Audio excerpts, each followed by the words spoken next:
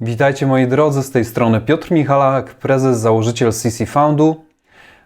Witam Was w tym nagraniu, w którym omówimy sobie głosowanie na zmiany w tokenomii naszego Foundcoina. Zaraz przedstawię wyniki tego głosowania. Dziękuję Wam za wzięcie udziału w głosowaniu. Dziękuję także za udaną ostatnią rundę, w której przekroczyliśmy $1 000 000. Po podsumowaniu wszystkiego wyszło $1 i parę tysięcy dolarów zebranych w jednej ostatniej rundzie naszego ICO, za co gorąco serdecznie dziękuję. I była to dla mnie bardzo miła niespodzianka w momencie, kiedy byłem w podróży poślubnej. Dopiero od 10 maja wróciłem do pracy. Jestem z Wami, z zespołem od ponad tygodnia i bardzo szybko staram się nadrobić zaległości. No ale to była jedna niespodzianka. Drugą niespodzianką były właśnie wyniki głosowania, które zaraz omówimy. Omówimy też sytuację na rynku kryptowalut i odpowiem na kluczowe pytanie, czy nie mieliśmy przypadkiem 10 milionów złotych w Terralunie. Odpowiem na pytanie w związku z tym, ile mamy w tej chwili pieniędzy i co dalej robimy. I odpowiem też na wszystkie inne pytania, które były zadawane, które zostały dla mnie zebrane z naszego Telegrama. A więc przejdźmy do rzeczy, żeby nie przedłużać. Oto jakie są wyniki głosowania. Otóż, moi drodzy, i ilościowo, i w głosach ważonych ilością tokenów wygrała opcja za zmianami w tokenomii. Gratuluję Wam. Bardzo się cieszę z tego. Jakkolwiek byśmy tych głosów nie liczyli, jest to miażdżąca przewaga, bo jakbyśmy liczyli jedna osoba, jeden głos, to 96% osób zagłosowało na tak, albo licząc ważonymi głosami 95,5% naszego kapitału zagłosowało na tak. A jak przypomnę jeszcze z filmu, w którym wyjaśniałem logikę tego głosowania, osoby, które tutaj najwięcej, że tak powiem, oddają, czyli inwestorzy z pierwszej naszej rundy, z private sale, mieli największą siłę głosu. Więc tym bardziej, tak, bo to jest ofiarność z Waszej strony i zrozumienie, głębokie zrozumienie, że dla dobra projektu warto tak postąpić, że warto się podzielić jednak z inwestorami z ICO, zmniejszyć ten dystans między jednymi a drugimi, na korzyść właśnie, żebyśmy długofalowo wszyscy zyskali więcej. Więc fenomenalny wynik, jakby nie było, miażdżąca tutaj przewaga na tak. Jak jeszcze spojrzymy nawet na jakieś alternatywne statystyki, próbowaliśmy na przykład policzyć, jakbyśmy usunęli 10% największych głosów, czy przypadkiem to nie wieloryby zagłosowały. Wyniki są takie same, a nawet jeszcze bardziej. Wtedy mamy prawie 97% na tak osób i 96% kapitału na tak, więc usuwanie wielorybów nic tutaj nie daje. Jak sobie przewiniemy te głosy, widzimy je tu na dole, zielony, czerwony, widzimy, że te czerwone zdarzają się, a tutaj jest od największej ilości tokenów do najmniejszej. Widzimy, że te głosy czerwone są dosyć sporadyczne i ta przewaga na tak jest, no, jak to już mówiłem, miażdżąca. Jak spojrzymy jeszcze na parę innych statystyk, liczba ważnych głosów 1155. Dalej jeszcze sprawdziłem, polskich było 1005, anglojęzycznych 150. Głosy na nie z największą ilością found, to jest 10% głosów na nie, to jest 5 osób, które miały prawie 6 milionów tokenów. Tak zagłosowały nasze wieloryby. 10% na tak, jakbyśmy tylko wzięli właśnie wieloryby versus wieloryby, mamy 111 na tak, 200 prawie 20 milionów tokenów. Średnia ilość coinów u głosujących, tylko ważne głosy, 260,5 tysiąca tokenów. I ta średnia na tak jest niższa, to jest 260 tysięcy z hakiem, natomiast głosujący na nie mieli statystycznie więcej tokenów, 286 800. Ale nie jest to ogromna różnica. Zróżnicowanie jednej i drugiej grupy jest duże, więc nie jest tak, na przykład, żebyśmy widzieli tylko głosy na przykład samych największych adresów na nie. nie ma tutaj jakiejś takiej jasnej statystyki. Widzimy, że jest mniej więcej wyrównana ta siła, ta średnia liczba tokenów posiadanych przez jedne i drugie głosy. Warto też zauważyć, że 92 głosy w sumie były nieważne. Ale dlaczego były nieważne? Pomimo, że wydaje się, że to jest dosyć dużo, to najczęściej to była sytuacja, gdzie ktoś oddał po 2-3 głosy. No i te głosy nie były usuwane, tylko są uwzględnione w tej statystyce. Jak tutaj widzimy, jest kilka osób, które nie posiadały coinów. Ktoś zagłosował 2 razy, raz w anglojęzycznej, raz w polskojęzycznej ankiecie. Zostało to wychwycone. Testowe głosy jakieś. Nie ma adresu mailowego na platformie. To są pojedyncze osoby, które nie sprawdziły swoich danych. Niektóre zagłosowały osoby nawet 3 razy. Ktoś zagłosował przed terminem, po terminie, po zakończeniu głosowania, ale to też są pojedyncze osoby. Brak adresu mailowego podanego i tak dalej. Więc podsumowując, jest to wielkie zwycięstwo naszej zdecentralizowanej organizacji, moim zdaniem, no bo rzecz jasna, ja byłem za propozycją i stałem za propozycją, jestem za tą propozycją zmian w tokenomii, które wyrażone były w tej tabelce. Na razie nie ma żadnych uwag też do tej tokenomii, żeby jakieś szczegóły w niej zmienić. Pamiętacie, że zastrzegłem możliwość zmiany szczegółów, ale jak na razie żadne szczegóły nie podlegają zmianie, co nie znaczy, że jeszcze jakieś uwagi nie zostaną zgłoszone. Jesteśmy otwarci na argumenty, jeżeli coś tutaj należałoby dopracować delikatnie, doszlifować. Póki co idziemy tym torem, żeby to wprowadzić. Jestem po rozmowie z Pawłem Łaskarzewskim z Synapse Network, który będzie organizować głosowanie w ich zdecentralizowanej organizacji, czy przyjmą CC Found do swojego ekosystemu, czy nas wylaunchują. Bez względu na ich decyzję też liczymy na polecenia do innych launchpadów oraz venture capital. W samym DAO Synapse Network też są venture capital kryptowalutowe, które potencjalnie mogą w nas zainwestować. Jednocześnie z tym zastrzeżeniem oczywiście, że jesteśmy w słabej sytuacji na rynku. I raz, że Bitcoin spadł do 25 500 dolarów przez moment, cenę wessało i krąży ona teraz w okolicy 30 000, spadając poniżej albo broniąc tego poziomu. I nie bardzo wiadomo, co przyniosą przyszłe tygodnie. Spotykam się z analizami fundamentalnymi, które mówią, że Bitcoin jest już bardzo tani, ale jednocześnie też żadna analiza matematyczna nie przewidzi tego, że 2 dużych inwestorów albo może i nawet instytucjonalne organizacje mogą zdecydować się zaatakować rynek kryptowalut, tak jak ktoś zdecydował, żeby wyciągnąć pieniądze z ekosystemu Terra Luna. Dużo na tym zarobił, ale też nie wiemy, czy nie było w tym jakiejś decyzji politycznej. No i jak wiadomo, Terra Luna spadła z około 80, 100, na szczytach 150 dolarów do dosłownie ułamków centów. Wiele osób straciło oszczędności swojego życia, wiele osób miało zaparkowane 100% w Terra Lunie. Sam przez moment prywatnie miałem, uwaga, 1 200 000 w USDT w Anchor Protocol. Za sprawą jednego z naszych analityków wycofałem te środki i zaparkowałem wówczas w Bitcoinie. Wprawdzie i Bitcoin spadł od momentu, kiedy go wtedy kupiłem za te środki, ale co by się działo, gdybym jednak miał UST? UST spadło na dzień, w którym to nagrywam, jest 19 maja, godzina 15, do 8 centów. A UST miało być warte $1. Dla niewtajemniczonych przypomnę. Jest to stokenizowany algorytmiczny dolar, który został po prostu zaatakowany.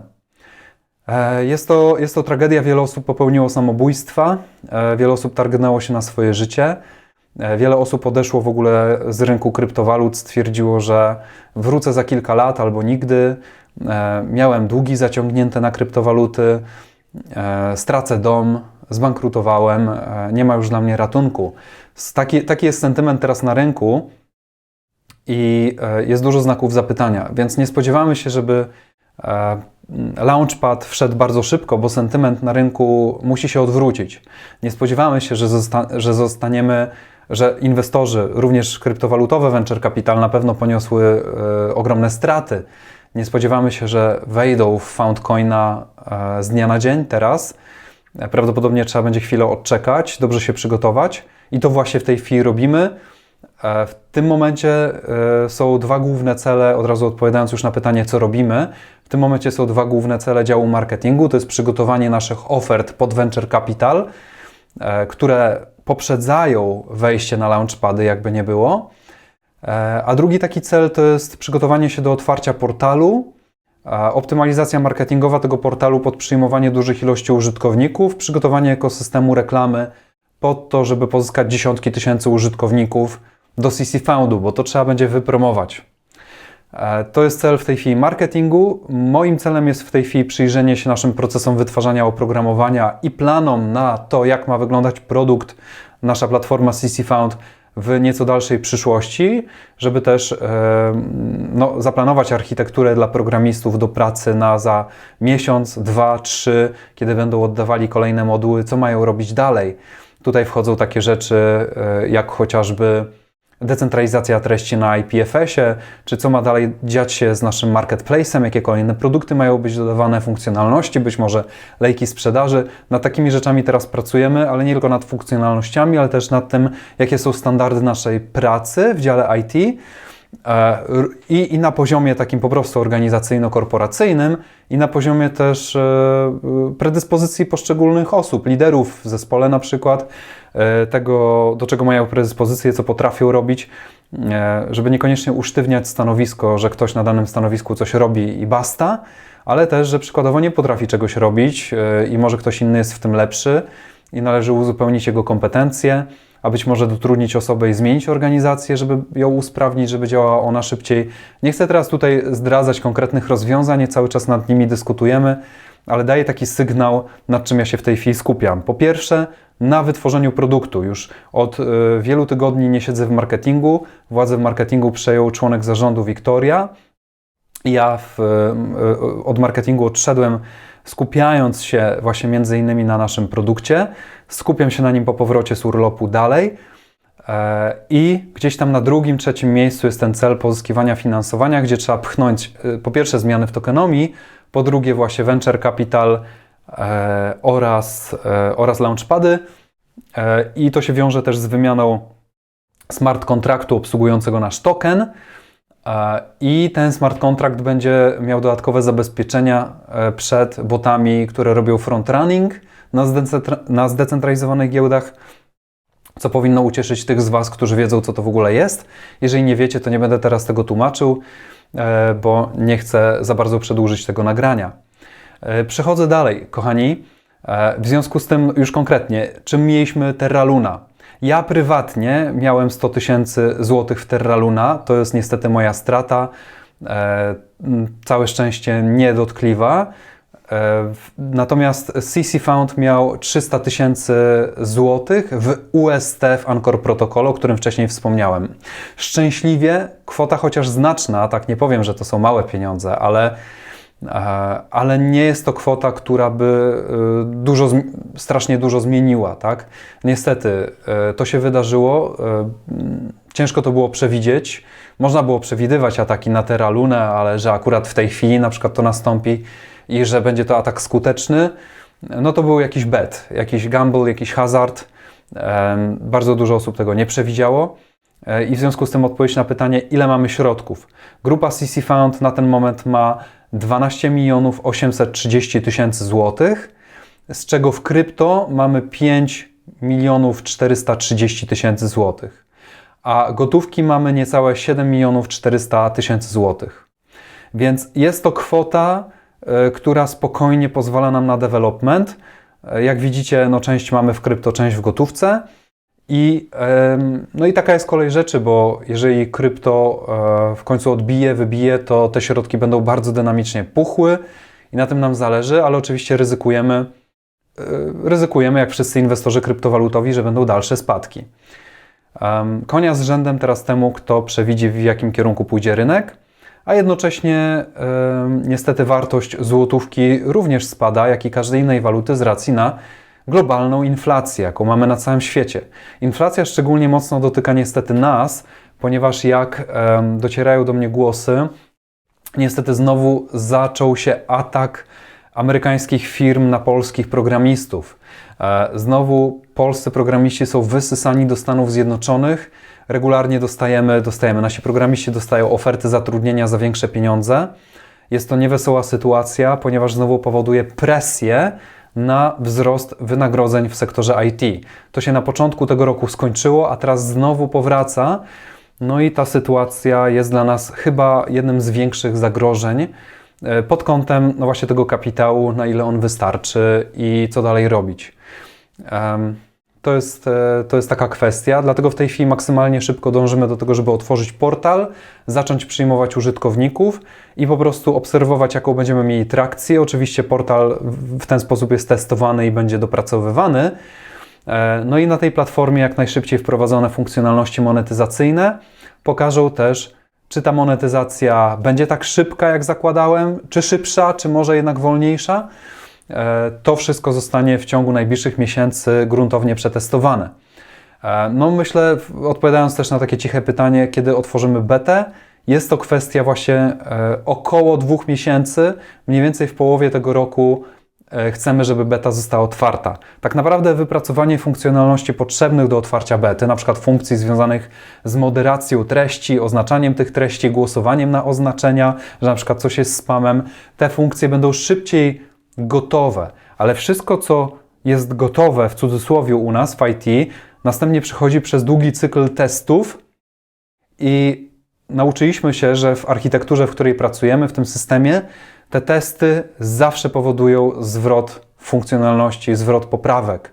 I czasami nawet kilka takich cykli trzeba przejść, zanim funkcjonalność zostanie wyrzucona ostatecznie na środowisko już to końcowe, produkcyjne. Dlatego też podałem Wam w tej chwili termin z buforem, że takie bezpieczne 1 do 2 miesięcy możemy potrzebować, żeby otworzyć platformę. I przejdę tym samym, patrząc, czy tutaj odpowiedziałem na wszystkie pytania. Sytuacja na rynku krypto. Różni analitycy mówią w tej chwili różne rzeczy. Mamy i analizy fundamentalne, które mówią, że Bitcoin jest bardzo tani. Mamy też głosy, że Bitcoin spadnie do 20 000, nawet 14 000. Tak jak mówię, myślę, że decyzje o tym będą zależne od tego, na przykład czy SEC zalegalizuje w końcu ETF-y, od tego, czy będzie atak na USDT, który też widzimy sygnały. Wyglądało to jak próba ataku w trakcie tej kampanii przeciwko Terra Lunie. Na moment wartość USDT spadła do 95 centów, ale szybko ją wessało. Odpowiedziałem na pytanie, ile mamy środków. Opowiadam Wam, na czym się w tej chwili koncentrujemy. To jest na produkcie oraz venture capital i launchpady. No i odpowiedzi na pytania pozostałe. Dlaczego Phil Konieczny nie mówi nic o projekcie, skoro jest advisorem? Sam napisał na YouTubie, że nie śledzi projektu. Jakie relacje macie z Philem? Dlaczego nie robicie wywiadów z Philem? Po ogłoszeniu wyników głosowania przewidujesz przeprowadzenie rozmowy z Philem. Otóż, moi drodzy, Phil Konieczny jest naszym advisorem. Advisor i advisor to mogą być dwie zupełnie różne osoby. Tak jak na przykład Paweł Łaskarzewski doradza nam w zakresie tokenomii, tak Phil Konieczny jest naszym advisorem, można powiedzieć promocyjnym. Jest takim ambasadorem marki, firmuje swoim nazwiskiem, wspiera nas, bo jest nam przyjacielem. Jesteśmy jego wydawcą w Instytucie Kryptografii. Natomiast Phil prywatnie ma też inne projekty tokenizacyjne, które, szczerze będę z Wami rozmawiał, bardziej go interesują od CC Foundu. CC Found nie jest jego oczkiem w głowie. Sam Phil Konieczny w tym momencie siedzi głównie w Bitcoinie i w Ethereum z racji tego, że według jego analiz mamy bezcen na rynku kryptowalut. Jako że Phil jest inwestorem zachowawczym, nieagresywnym, to jego strategia zakłada zabezpieczenie środków w Bitcoinie. I co inwestor, to inna strategia. Trzeba uszanować to, że Phil właśnie tak do tego podchodzi. I Phil też jest ogółem sceptyczną osobowością. Jako sceptyk też spokojnie obserwuje, co się z CC Foundem będzie działo. Więc Phil jako advisor nie jest osobą, która powiedziałaby tak, wszystko wkładam w CC Found i to się na pewno uda. Nigdy czegoś takiego nie powiedział, tylko mówi, ja jestem życzliwy CC Foundowi, to jest projekt Piotra Michalaka, z którym pracuję w instytucie, z którym razem zrobiliśmy duże rzeczy, sprzedaliśmy kursy internetowe na dziesiątki milionów złotych. Piotr zaczął nowy projekt. Ja wspieram Piotra Michalaka. To jest jakby wyraz tego, że Phil jest naszym advisorem, tak? Więc bardzo proszę o zrozumienie tego, nie możemy od niego oczekiwać też więcej, jest osobą bardzo autonomiczną. Phil zrobi wywiad wtedy, kiedy będzie miał na to ochotę. Phil ma wiele innych tematów też do omówienia na swoim kanale i tak naprawdę czekamy na taki dobry moment właśnie, żeby wykorzystać te zasięgi, które ma Phil. Moim zdaniem ten moment jeszcze nie nadszedł, no bo po co omawiać z Philem wyniki głosowania? Może omówmy z Philem moment na przykład otwarcia portalu, żeby zaprosić użytkowników do tego portalu, na tę platformę. Albo moment, kiedy otworzymy platformę, już będzie parę tysięcy osób i wtedy z Philem zrobimy wywiad, że już parę tysięcy osób jest, że już widać życie na platformie i że zapraszamy wszystkich innych też do uczestnictwa. Myślę, że to będzie optymalne wykorzystanie życzliwości Phila w stosunku do naszego projektu. Więc tak do tego podejdźmy i bardzo proszę tutaj o zrozumienie, że to, że Phil jest advisorem, nie można tego nadinterpretować, tak? Jest po prostu naszym przyjacielem i wspiera nas moralnie, mentalnie, dobrą radą i okazjonalnie promocyjnie, tak? To jest jakby zasięg, zakres tego, na co możemy liczyć z jego strony. Jak ogłosimy wyniki głosowania? Powinno to być transparentne. Tutaj de facto chodzi w tym pytaniu o blockchain i zdecentralizowaną, autonomiczną organizację. O to, dlaczego nie zrobiliśmy głosowania na blockchainie. A to z paru powodów. Po pierwsze, żeby zrobić głosowanie na blockchainie, musielibyście wszyscy wyklejmowywać tokeny z platformy, a więc zrobić transakcje, posiadać portfel kryptowalutowy i tym portfelem kryptowalutowym w zdecentralizowanej organizacji głosować, a potem zwrócić te tokeny w przypadku pozytywnego wyniku głosowania z powrotem na platformę, żebyśmy je zamienili na nowy token w momencie, kiedy zostanie on wypuszczony. A więc, no, jak widzimy, było 1150 głosów. 1150 osób musiałoby te tokeny najpierw klejmować, my musielibyśmy zatwierdzić 1150 transakcji, następnie te 1150 osób musiałoby te tokeny zwracać, żeby wymienić tokeny na nowe. Stwierdziliśmy, że skoro już mamy te tokeny na platformie, skoro przede wszystkim nie mamy gotowej funkcjonalności DAO, bo taka funkcjonalność nie została napisana, a nie została napisana przez programistów, ponieważ są ważniejsze funkcjonalności teraz do napisania, a mianowicie do dokończenia jest platforma, portal z zadawaniem pytań, udzielaniem odpowiedzi, marketplace'em produktów informacyjnych. To są teraz ważniejsze rzeczy niż to, żeby robić głosowania. I myślę, że kto rozumie ten projekt i co my w ogóle tworzymy, ten wie i zdaje sobie właśnie z tego sprawę. Głosowanie w tej chwili nie jest korową funkcjonalnością CC Foundu. I to jest wyjątkowa sytuacja w ogóle, że zrobiliśmy głosowanie. Prędko pewnie kolejnego nie będzie. Natomiast z tymi głosowaniami jest jeszcze tak, że jakby to powiedzieć, nawet teoretycznie mogliśmy nie robić tego głosowania. Jak wiecie, ja mogłem naszym kapitałem przegłosować wszystkie głosy, tak? Bo mamy jednak większość tokenów, właśnie żeby ta decyzja była moralna, dlatego zrobiłem to głosowanie. Żeby to była wasza decyzja.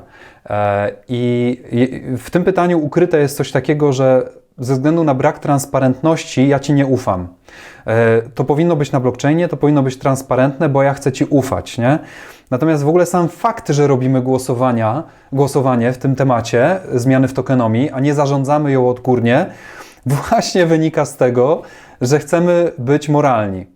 Więc jeżeli ktoś rozumie tę logikę, tak, że ja mogłem sam podjąć decyzję o zmianie w tokenomii. Chciałem, żebyście wy zagłosowali, żeby jeszcze te głosy były ważone tokenami, żeby to było właśnie jak najbardziej uczciwe i moralne podjęcie decyzji, żeby to była wasza decyzja, no to, o Boże, mam nadzieję, że ufacie i wierzycie mi w tym, przynajmniej większość z was, że chcąc właśnie umoralnić tę decyzję zmiany w tokenomii, no tym bardziej nie okłamujemy was w wynikach tego głosowania. Były tam jakieś pomysły, żeby tutaj pokazać tę tabelkę z już adresami e-mail, na przykład częściowo zanonimizowanymi, ale już zaorałem ten pomysł, bo powiedziałem, nie kurczę, strata czasu, niech się nasze osoby zajmą, nasi pracownicy zajmą już konkretną robotą, a nie, że my będziemy jeszcze raz udowadniać, że nie jesteśmy wielbłądami, bo też ktoś może powiedzieć, a te adresy e-mail sobie wzięliście z generatora i tak możemy w nieskończoność. Więc no niestety, jeżeli nie ma blockchaina, to nie ma 1000% gwarancji, ale nawet jakby to było na blockchainie, to zobaczcie, że hipotetycznie ja mógłbym też założyć 100 robotów, 100 adresów fikcyjnych, na te 100 adresów przesłać środki ze swojego portfela i też zagłosować, udając, że to są użytkownicy, a mówiąc, że nasz główny adres nie zagłosował, tak? Więc naprawdę, jakby mi zależało, żeby kogoś oszukać, to mam jak kogoś oszukać, ale nie zależy mi, żeby oszukać, tylko zależy mi na tym, żeby zbudować platformę, która mnie przeżyje i zapisze się na kartach historii. Mam inną motywację. Więc chyba odpowiedziałem na to pytanie, dostatecznie powtarzając się wielokrotnie. I przechodzę do kolejnego. Mi osobiście brakuje kilku szczerych odpowiedzi, kompleksowości, propozycji i wyciągnięcia konsekwencji. Bardzo to są ogólne sformułowania, nie jestem pewny, co tutaj autor miał na myśli. Konsekwencje dotyczyły chyba tego, żeby wyciągnąć konsekwencje z tego, że te błędy w tokenomii były popełnione, ale błędy były popełnione przeze mnie. Więc pytanie, co rozumiemy przez konsekwencje? To, żebym podał się do dymisji, co jest takie w polityce polskiej taką klasyką, nie? Że jeżeli ktoś popełnił błąd, to trzeba mu ściąć głowę. Więc no, w momencie, gdybym ja zrezygnował, musielibyśmy jako społeczność mieć kogoś lepszego na moje miejsce. Ja bym bardzo chętnie przyjął taką osobę do CC Foundu, która byłaby w stanie mnie zastąpić, bo jako lider staram się wywyższać innych i znajdywać mądrzejszych ludzi od siebie. Natomiast no, na razie nie znajdujemy takiej osoby, która byłaby w stanie całkowicie mnie zastąpić. A więc nie wiem, jak możemy wyciągnąć konsekwencje. Poza tym, że no, konsekwencje też jednak wyciągamy w aspekcie takim, że my też ponosimy koszty tych zmian w tokenomii, bo jakby nie było, udziały pośrednio moje i Daniela bardzo mocno spadają. Jak może pamiętacie, Instytut Kryptografii miał mieć 20% początkowej podaży tokenów, a będzie miał 5% podaży po spaleniu tokenów do 1,5 miliarda z 2 miliardów, więc tak naprawdę konsekwencje też w pewnym sensie zostały wyciągnięte. My też jakby w cudzysłowie straciliśmy, a raczej żeby zyskać w przyszłości, to teraz godzimy się na stratę, tak? Tracimy na papierze, żeby w przyszłości wykreować większą wartość. To jest trochę jak w tej logice, że im bardziej się podzielisz, tym będziesz bogatszy. Tak? Lepiej mieć 1% z miliarda niż 100% z 1000. Nie? To jest ta logika i nią też tutaj się posługujemy, za tym idziemy. Ok, stałych blockchain deweloperów w zespole, konia z rzędem temu, kto wie, jak blockchain deweloperów rekrutować na tym rynku. Ale my też nie wytwarzamy w tej chwili blockchaina własnego, więc blockchain deweloperów potrzeba w takim ścisłym sensie, jeżeli już byśmy tworzyli rozwiązanie Layer 1, co nas czeka w przyszłości i my sobie tych deweloperów pewnie sami wykształcimy, bo raczej tędy droga, biorąc pod uwagę, jak wygląda rynek programistyczny teraz. A jeżeli chodzi o pisanie smart kontraktów, no to też jeszcze jesteśmy w przededniu takiej sytuacji, czy chociażby IPFS, tak? Jesteśmy w przededniu sytuacji, że jakaś większa liczba takich deweloperów będzie potrzebna. Na razie jeszcze przypomnę Wam, że niestety, ale zaczynamy od rozwiązania w znacznej mierze scentralizowanego. I dopiero pewne elementy tego CC Foundu są zdecentralizowane. W pełni zdecentralizowanego blockchaina jako fundament. To jest odniesienie do BNB, do tego, że BNB jest scentralizowanym blockchainem, no ale to też niewiele zmienia, tak? Bo jednak działa ten blockchain i też na ten moment jest wystarczająco dobre. No a też proszę o wskazanie, jaka by była dobra alternatywa, bo jeszcze miesiąc temu dobrze było tworzyć na Terralunie, a się okazuje, że projekt się skończył, chociaż jest teraz próba jego rewitalizacji. Trwa głosowanie, albo się zaraz zacznie, albo trwa głosowanie na wskrzeszenie Terraluny i stary chain będzie się nazywał Luna Classic. i być może dalej to będzie dobra alternatywa. Do każdego blockchaina słyszymy zarzuty, żaden nie jest doskonały i w zasadzie chciałbym wiedzieć, jakiego blockchaina powinniśmy wybrać, żeby wszyscy byli zadowoleni. No pewnie powinniśmy być na wszystkich. Interchain operability, powiedzieliby znawcy tematu, no ale na to wszystko trzeba czasu. Dajcie nam czas, żeby na razie platformę napisać, żeby ludzie mogli się logować, zadawać pytania i udzielać odpowiedzi. Od tego zacznijmy. Prawdziwe DAO oparte o blockchain. Siłą rzeczy większej transparentności projektu. No tak, ja też bym chciał to wszystko mieć, tylko to trzeba oprogramować i na to zebraliśmy pieniądze, żeby to oprogramować, a nie zebraliśmy pieniędzy na projekt, który już by był gotowy, no bo nie potrzebowalibyśmy zbierać pieniędzy. Bardzo ważne pytanie, czy airdrop będzie mnożony razy 5? Otóż tak. Mówimy o inwestorach w ICO, których cena nominalna miała być bardziej zbliżona do ceny z private sale, czyli zamiast 5 centów 1 cent. I tak bierzemy tutaj również wartość portfeli z airdropami. Z tego względu, że inwestorzy z private sale, mając ogromną większość tokenów, zbierali też dużo większe airdropy. No i z drugiej strony inwestorzy z ICO, mając bardzo relatywnie mało tokenów, zbierali bardzo małe airdropy relatywnie do private sale. W związku z tym sprawiedliwe jest, żeby te airdropy również pomnożyć, aby skompensować tę różnicę między tymi dwiema grupami inwestorów w myśl zasady, którą wdrażamy za Waszą zgodą, żeby zmniejszyć dystans między tymi dwiema grupami inwestorów, aby system był bardziej sprawiedliwy. Dlaczego Piotr nie udziela się na Telegramie? Ponieważ jestem prezesem, który zamiast ADHD działa w sposób w miarę planistyczny i mam dzień wypełniony spotkaniami z członkami zespołu. Dlatego też na przykład niektórzy z Was, którzy chcieliby mi doradzać indywidualnie, też nie zgłaszam się na przykład do indywidualnych inwestorów po porady, chociaż niektórzy czekają na taką moją inicjatywę, bo ja mam wystarczająco wiele porad też z wewnątrz zespołu, gdzie zespół lepiej wie, jak jesteśmy zorganizowani, co się dzieje, jakie są predyspozycje innych członków zespołu. A więc ja pracuję głównie nad firmą i nad tym, żebyśmy dobrze funkcjonowali jako organizacja, bo to organizacja wyda na koniec dnia produkt w postaci działającej platformy, która będzie na tyle sprawna, że zbuduje duże community wokół siebie, które przejmie w przyszłości tworzenie tej platformy. A więc moje udzielanie się na Telegramie z tej perspektywy jest mało produktywne, bo jakkolwiek fajnie by sobie było pogadać, o tyle polska szkoła zarządzania polegająca na tym, że pijemy kawki, pitolimy, a gdzieś tam ludzie na zapleczu pracują i nikt ich nie pilnuje, no taka szkoła zarządzania jest całkiem sympatyczna, przyjemna i można sobie pić kawki, ale większość potem ludzi nic nie osiąga. Ja jestem osobą, która chce dowieść to, co obiecałem i skupiam się na tym, co dla projektu jest najważniejsze, a nie na zaspokajaniu wyobrażeń inwestorów o tym, jak byłoby miło i sympatycznie, żeby prezes cały czas z nimi siedział i sobie dyskutował i debatował.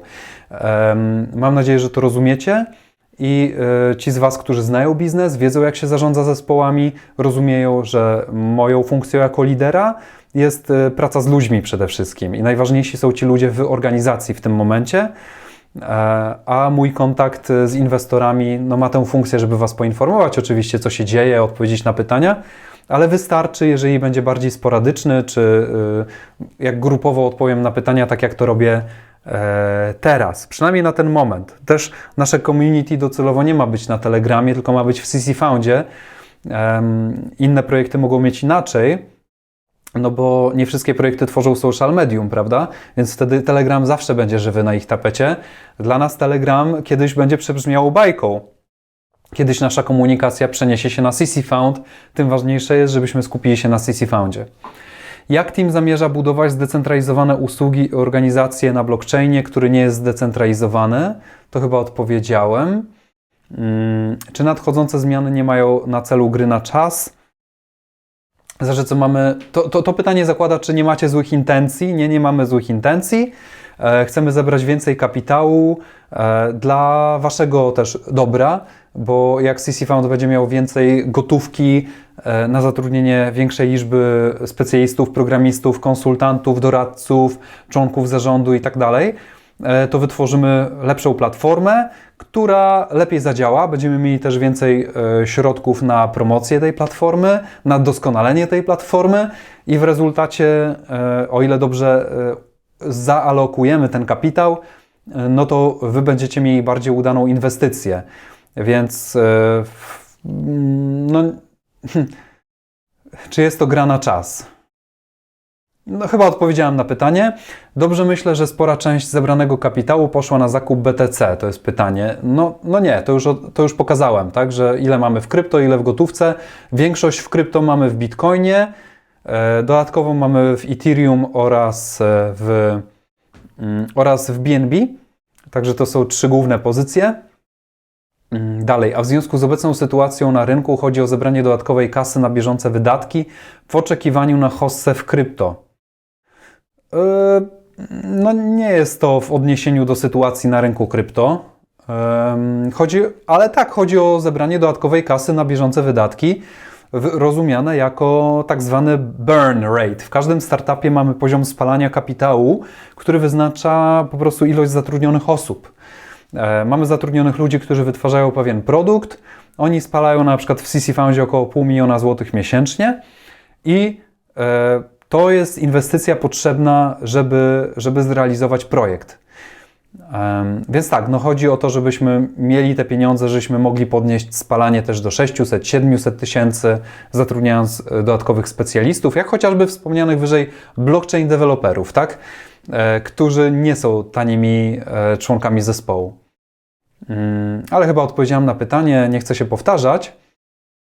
Równie interesujące jest, czy w związku z popełnionymi błędami, do których oficjalnie projekt się przyznał, po pozytywnym wyniku głosowania w zespole nastąpiły jakieś zmiany. Odpowiedziałem już na to w kontekście swoim. Jak spojrzycie na historię, mogliście tego nie śledzić, ale bardzo kilku advisorów i kilku członków zespołu też zrotowało przez zespół CC Foundu. Nie byliśmy zadowoleni też ze współpracy z każdą jedną osobą, albo też te współprace nie przynosiły owoców jakichś większych.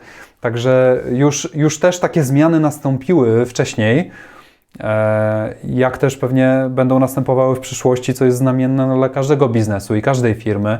Będziemy pewnie znajdowali nowych advisorów, nowych doradców, którzy nam będą podpowiadali kolejne, nowe, mądre rzeczy, ale myślę, że jesteśmy już bliżej niż dalej. Czy jeszcze jakieś zmiany nastąpią? No reszta współpracowników nie była odpowiedzialna za te rzeczy, o których dzisiaj rozmawiamy, więc więcej zmian nie przewiduję. Czyli jak kupiłem w private sale, to będę miał teraz obniżone o 5 razy. Nie, private sale nic nie ma obniżane. Private sale nie dotyka ta decyzja, to inwestorzy z ICO będą otrzymywali 5-krotność zakupionych tokenów, co zmniejsza ich dystans między private sale a ICO, co już wyjaśniałem w nagraniu omawiającym zmiany w tokenomii, gdzie widać było tutaj jako seed sale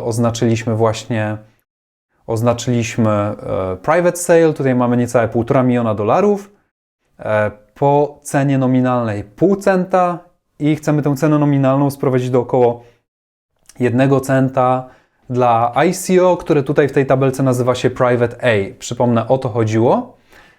A więc to inwestorzy z ICO dostają po prostu, można powiedzieć, airdropa. Natomiast inwestorzy z Private Sale nic się nie zmienia dla nich w tym kontekście. No i wdrażany jest vesting, którego oczekują też kolejni inwestorzy, żeby uzdrowić tę tokenomię. Ok, moi drodzy, kolejne pytanie, czy split tokenów będzie również dla inwestorów z PancakeSwap? To jest trudne pytanie, bo tutaj trochę nie ma dobrej odpowiedzi. Zarówno tak, jak i nie jest trochę krzywdzące dla innych. Jednak po pewnej naradzie zdecydowaliśmy się również zrobić ten split dla inwestorów z PancakeSwapa.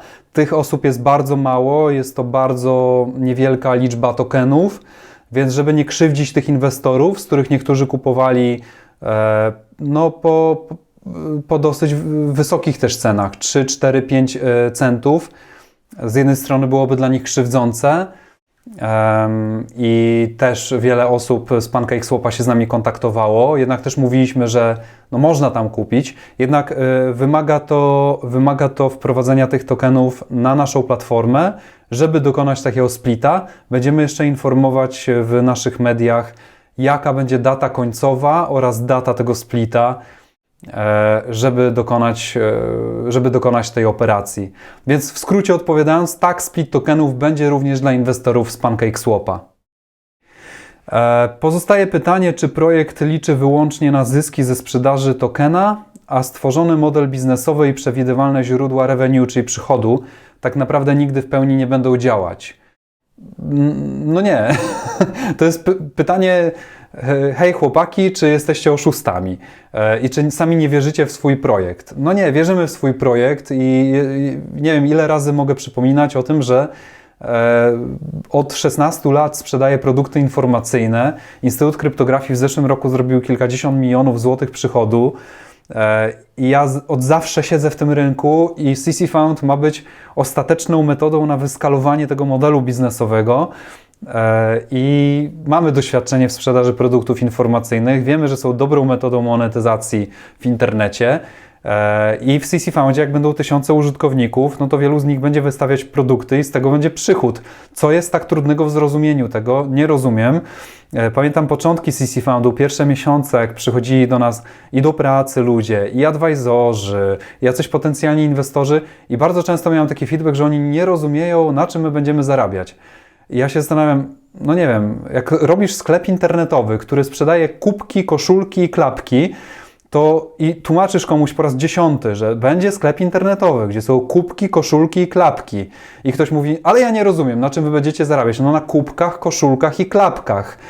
Ale to nie jest jasne, z czego będzie ten przepływ tokenów. No ludzie będą płacić za kubki, koszulki i klapki i to się będzie zamieniało w nasz token, w którym będą rozliczane prowizje. No czego nie rozumiesz? To jest trochę na takiej zasadzie. Więc tak, no, już w tym momencie jest w znacznej mierze oprogramowany marketplace w takim w początkowej funkcjonalności, gdzie na początku będą kursy internetowe i e-booki tylko z tych wszystkich produktów, które zamierzamy mieć. I te nasze kursy internetowe i e-booki, czyli kubki, koszulki i klapki, będą w sklepie, na platformie. Członkowie społeczności będą nabywali uprawnienia, żeby wystawiać produkty i te produkty inni członkowie społeczności będą kupować. To jest takie proste. To się nazywa e-commerce w internecie i jednym z elementów tego e-commerce'u jest kupowanie produktów informacyjnych i wiedzowych, takich jak właśnie kursy internetowe. Jako ciekawostkę powiem, że Udemy jest już wyceniane na 3 miliardy dolarów, a w zeszłym roku zrobiło 500 milionów dolarów przychodu. Więc tak, jest to możliwe, ludzie kupują kursy oraz e-booki w internecie. To dalej jest dobry rynek. Myślę, że nie muszę się więcej powtarzać. Czy oprócz założeń związanych z tokenomią zespół również mógłby przedstawić jakiś ogólny model finansowy ze szczególnym uwzględnieniem momentu, w którym projekt będzie sam na siebie zarabiał i stworzone rozwiązanie będzie rentowne, aby pokryć wszystkie koszty i zapewnić inwestorów o pewnej przyszłości projektu CC Found i to od początku wisi centralnie na naszej stronie internetowej. Jak sobie wejdziemy w white paper czy two-pager, weźmy może white paper i przewiniemy, są na końcu tabelki finansowe i one wiszą już od 1,5 roku, czy może blisko 2 lat, odkąd pracujemy nad nimi. Są tutaj założenia dotyczące przychodów w odniesieniu do liczby użytkowników planowanych. Wiemy już, że mamy pół roku mniej więcej opóźnienia, jeżeli chodzi o rok 2022, bo jeszcze nie mamy otwartej platformy, tak? Ale to pewnie będzie rok 2023, kiedy będzie 80 000 userów i w odniesieniu do współczynnika monetyzacji, który jest opisany zresztą tutaj, na czym to polega, to jest w odniesieniu do Instytutu Kryptografii, który ma konkretną monetyzację, to daje konkretny poziom sprzedaży. Jak rośnie liczba użytkowników, to powinna rosnąć liczba wystawianych produktów, kupowanych produktów i sprzedaż, a ze sprzedaży platforma będzie pobierać średnio 25% prowizji i z tego wynika, o proszę, Chyba jednak lepszy będzie tu pager do ilustracji tego. Z tego wynika tokenda, tak? Mamy 25% zysku, mamy tokendę i mamy skumulowaną tokendę, a w odniesieniu do zysku jeszcze można policzyć orientacyjną wartość projektu, tak jakby był startupem, bo jest startupem, ale bardziej spółką giełdową, bo nie ma jeszcze takich dobrych modeli wyceny projektów kryptowalutowych, ale widzimy tutaj mniej więcej, ile jako projekt kryptowalutowy to może być warte. Pi razy drzwi, jest to jakiś szacunek, który będzie weryfikowany przez rzeczywistość. No i mamy szacunek wartości Foundcoina, ale on jest w odniesieniu do tej ceny nominalnej 5 centów. Z racji na split, no to trzeba będzie przeliczyć. Ale w odniesieniu do 5 centów, jeżeli potraktujemy to jako bazę 5 centów, to widzimy, no możemy się do tego odnieść, jakie będzie ROI. Więc odpowiedź na to pytanie wisi już, była też omawiana przeze mnie na webinarach na samym początku Private Sale. Jasne jest, że oczywiście nie każdy musiał te webinary widzieć. Czyli CC Found nie zatrudniło blockchain deweloperów, tylko zwykłych programistów, którzy ad hoc uczyli się programowania blockchaina przy budowie portalu. To jest kontynuacja tych pytań wcześniejszych. Ja wyczuwam, że to chyba wciąż ta sama osoba pyta, ale pociągnę jeszcze wątek przez chwilę, że tak, to jest generalnie przyszłość, że no, trzeba będzie wychowywać sobie ludzi do technologii, bo technologii jest tak dużo, a specjaliści są wysysani przez rynek, że jeżeli będziemy chcieli mieć programistę, który specjalizuje się w IPFS-ie na przykład, to on będzie się musiał nauczyć tego IPFS-a przy budowie portalu, dokładnie tak. A raczej nie zatrudnimy osoby, która już teraz jest ekspertem IPFS-a. To są technologie, które mają rok, 2, 3 lata. A więc nie ma ekspertów od tych technologii. Bardzo często siedzimy w technologiach, które nie mają nawet dokumentacji jeszcze napisanych do końca, w których są błędy, które nie zostały wcześniej zidentyfikowane. To jest inny rodzaj pracy niż to, o czym niektórzy może myślą, że jest jakiś blockchain Microsoftu z gotową dokumentacją, który od 20 lat jest rozwijany. Coś takiego nie istnieje. Odpowiedziałem już na głosowanie w formularzu Google, to była najlepsza opcja, jaką widzieliśmy. Też pojawiały się takie pytania, że można tam 2-3 razy zagłosować, ale nie da się formularza Google ustawić tak, żeby nie dało się 2-3 razy zagłosować. I z góry o tym wiedzieliśmy. Żeby wyłączyć wielokrotne głosowanie w formularzu Google, musiałbym wymusić na Was logowanie się do Google'a.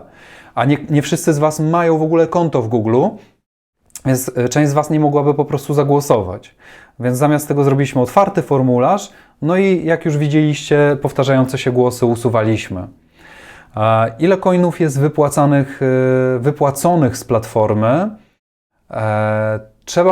To każdy może też sprawdzić osobiście w sposób następujący. Jak wejdziemy na CC Found i skopiujemy sobie adres naszego kontraktu, następnie wejdziemy na BSC Scan, czyli na skaner sieci Binance Smart Chain i wkleimy sobie nasz adres kontraktu, to gdzieś tutaj będzie się można przeklikać, zawsze zapominam, gdzie to jest, do naszego kontraktu. O, proszę bardzo. I mamy total supply, więc możecie sobie zweryfikować, czy faktycznie spalaliśmy coiny. Mamy ilość holderów, to jest 1606 adresów, z których wiadomo, część jest naszych, ale nie jest to setka. To jest kilka naszych adresów, więc widzimy już, ilu jest holderów, ile jest transferów i możemy sobie wejść w holderów i w holderach widzimy, że największy adres ma 1603 miliony coinów, a więc resztę mają holderzy, którzy nie są nami, tak? Albo nie wiecie, czy nie są nami, no to już jest jakaś tam tajemnica, to jest blockchain, ale możemy w ten sposób sprawdzić, ile coinów zostało wypłaconych, a więc jeszcze raz, 1630 milionów, a 1603 miliony siedzą tak naprawdę na naszej platformie niewyklejmowane. To jest odpowiedź na Twoje pytanie. Możemy jeszcze policzyć procentowo, no zresztą jest procentowo policzone, 98% coinów jest niewyklejmowane. Dobrze, jak dokładnie przebiegał będzie pivot tokena? Czy trzeba będzie wpłacić na shop stary token, żeby otrzymać nowy? Dokładnie tak.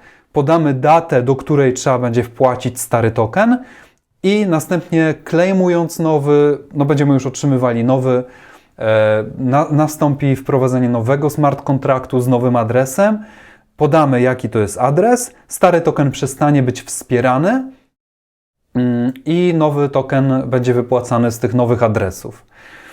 I oczywiście po drodze nastąpi też spalenie, a raczej zmiana ilości tych coinów, tak jak obiecaliśmy, żeby ich było 1,5 miliarda, a nie jak w tej chwili 1,630 milionów.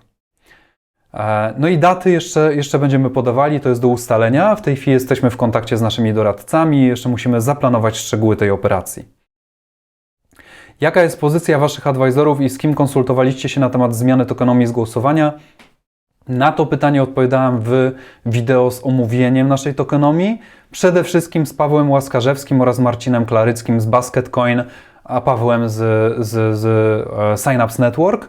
Jeszcze z paroma innymi osobami, które już od tygodni nam mówiły, że ta tokenomia wymaga dopracowania. Tych osób było więcej, ale już pozwólcie, że wszystkich nazwisk nie będę podawać, bo nawet nie wszystkich spamiętam. Było to bardzo wiele spotkań i wiele osób nam mówiło, że powinniśmy dopracować tokenomię. Czy będzie jakakolwiek możliwość zainwestowania jeszcze w projekt, zanim coin zostanie wypuszczony na giełdę?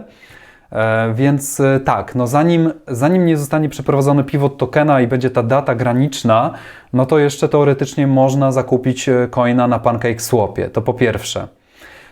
Po drugie, zanim coin zostanie wypuszczony na giełdę, będzie można zainwestować jako venture capital, jeżeli ktoś dysponuje odpowiednio dużą gotówką i chce wejść jako duży anioł biznesu, no to może zostać potraktowany jako venture capital. Mówi się tutaj umownie tak o kwocie rzędu $100,000 jako taka kwota graniczna, żeby być dużym inwestorem. I wreszcie launchpady, tak? Ostatnią fazą będą launchpady, gdzie będzie można zainwestować w coiny, zanim wejdziemy na giełdę. Po zakończeniu fazy launchpadów nastąpi listing tokena, no najpierw na zdecentralizowanej giełdzie. Może przerżnęli część kasy z ICO na Lunę i UST? Takie pytanie padło, w zasadzie już na nie odpowiedziałem. Jeszcze raz przypomnę, straciliśmy około 300,000 złotych niestety przez upadek Terra Luny. No szczęśliwie nie jest to większa kwota. Przypomnę, że jeszcze miesiąc temu Terra Luna i UST to były dwa projekty w top 10 kryptowalut i generalnie cieszące się dużym zaufaniem i dużą wiarą, więc nie było też powodów, żeby tej wiary nie mieć. Natomiast obserwujmy rynek i patrzmy, jak zadziała wprowadzenie Luny Classic i tego nowego chaina Luny, czy się to przyjmie, czy nie. Sam jestem bardzo ciekawy. Liczę na Wasze komentarze, możemy też podyskutować o tym na Telegramie. Ja się chętnie zapoznam z Waszymi głosami i argumentami, ale rzeczowymi argumentami, nie na zasadzie a moim zdaniem się nie przyjmie, bo nie ma zaufania, a moim zdaniem się przyjmie, bo fajną propozycję zrobili. Fajnie by było, jakbyśmy dyskutowali bardziej merytorycznie, jeżeli ktoś z Was ma dostęp do ciekawych analiz, ciekawych przemyśleń na ten temat, dłuższej wypowiedzi, zapraszam do podzielenia się takim przemyśleniem, ponieważ waży ono też na rynku i na tym, co się na tym rynku będzie działo. W tym momencie też trzeba bardzo mocno obserwować sytuację na USDT, ponieważ no, dochodzą nas głosy, że USDT może być jeszcze atakowane. A jeżeli USDT upadnie, no to czeka nas dalej idąca bessa na rynku kryptowalut. Więc musimy też być na taki scenariusz przygotowani. Kochani, odpowiedziałem na wszystkie pytania. Jeżeli macie ich więcej, to bardzo proszę, zadawajcie je na Telegramie lub w komentarzach pod tym nagraniem wideo. Ja postaram się do tych pytań odnieść albo w kolejnym nagraniu, albo też udzielając się jednak w czacie, bo teraz już jestem, 2 tygodnie, jak wiecie, mnie nie było. Teraz jestem, więc będę częściej też zaglądać na ten czat. Dziękuję Wam za wysłuchanie tego. Jeszcze raz dziękuję za wyniki tego głosowania, za zaufanie oraz przede wszystkim za udaną ostatnią rundę finansowania, która spowodowała, że spadł kamień z mojego serca i cieszę się z Waszego wsparcia i mogę teraz na spokojnie poświęcić czas i uwagę już nie na nasze ICO i na marketing, tylko na to, żeby pracować nad organizacją, bo to jest najważniejsze w budowaniu dużej firmy. to, żeby dobrze zorganizować tę machinę, która ma wytworzyć produkt, na który wszyscy liczymy, na który wy też liczycie. Produkt, który będzie zarabiać pieniądze i który spowoduje w rezultacie dobrej tokenomii wzrost ceny tego tokena w średnim i długim terminie. No i w rezultacie spowoduje zwrot z inwestycji dla was, dla nas, no a także przede wszystkim zmieni coś w świecie, dając ludziom ze wszystkich narodów, tak, ze wszystkich stron świata swobodny dostęp do wiedzy i mądrości tłumaczonej z wszystkich języków docelowo na wszystkie języki. Jeszcze raz dziękuję. Do usłyszenia w kolejnych nagraniach i na czatach.